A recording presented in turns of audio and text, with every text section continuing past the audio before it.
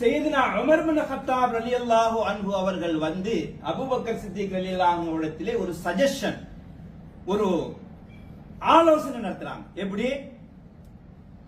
இந்த யுத்தத்துல சஹாபாக்கள் நிறைய பேரு வஃபாத் ஆயிட்டாங்க.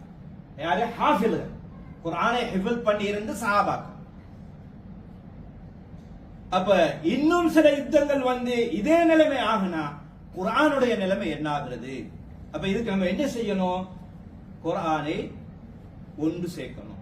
அப்ப குர்ஆன் எப்படி இருந்தது? ஆரம்பத்தில் இலைகள்ல, தோள்கள்ல, கல்லுகள்ல இப்படித்தான் எழுதப்பட்டிருந்தது. மிச்சதெல்லாம் சஹாபாக்களுடைய உள்ளத்துல ஹிஃப்லாக இருந்தது. அப்ப அபூபக்கர் சித்திக் ரலியல்லாஹு தஆலா அன்ஹு அவர்கள் சையதுனா உமர் பின் கத்தாப் ரலியல்லாஹு தஆலா அன்ஹு அவர்களுடைய ஆலோசனைக்கு இணங்க இதனை ஒத்துக்கொண்டார்கள்.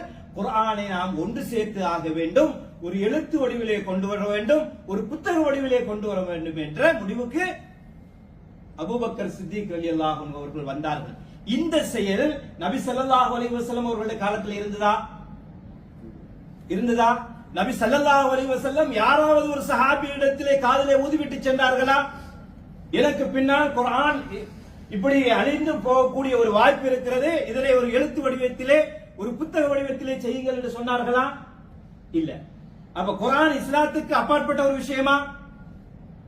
மன் அஹதஸ ஃபீ அம்ரினா, எங்களுடைய தீனுல் இஸ்லாத்துடைய விஷயத்திலே யார் புதிதாக ஒன்று பண்ணுகிறார்களோ, அப்ப குர்ஆனை இப்படி எழுதுறது தீனுல் இஸ்லாத்துக்கு அப்பாற்பட்ட ஒன்றா? இல்ல. அப்ப தீனுல் இஸ்லாத்திலே முக்கியமான ஒரு விஷயம், அதை கண்டிப்பா கட்டாயமா செய்ய வேண்டிய ஒரு விஷயம். இல்லாட்டி என்ன ஆகும்? இன்னைக்கு நமக்கு இந்த புத்தக வடிவத்தில் குர்ஆன் கிடைக்குமா? கிடைக்காது. ஆகவே இதைத்தான் சொல்லுகிறார்கள், இது பிதஅத்தில் ஒரு வகை. சரியா? அப்ப இந்த பிதஅத்தை நம்ம என்ன செய்யணும்? கண்டிப்பா செஞ்சிருக்க வேண்டும். செய்தார்கள்.